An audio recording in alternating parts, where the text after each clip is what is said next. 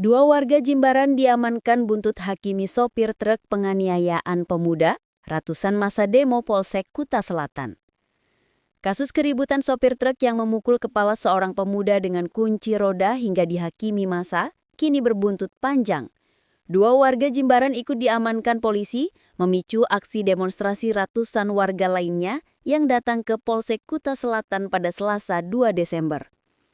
Aksi itu dilakukan setelah beredar kabar bahwa dua warga mereka telah ditahan terkait dugaan pengeroyokan terhadap sopir truk inisial FH yang merupakan pelaku penganiayaan yang sebelumnya viral. Kapolsek Kuta Selatan Kompol I Komang Agus Darmayana memberikan penjelasan bahwa memang ada dua laporan yang sedang ditangani. FH pun telah ditetapkan sebagai tersangka dan resmi ditahan. Sementara IKS dan IWS masih berstatus terperiksa.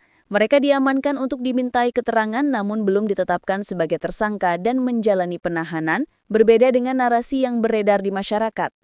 Polisi menyatakan kedua pihak saat ini sama-sama menghendaki adanya ruang musyawarah. Kapolsek Kuta Selatan pun mengatakan bahwa pihaknya memahami luapan emosi warga.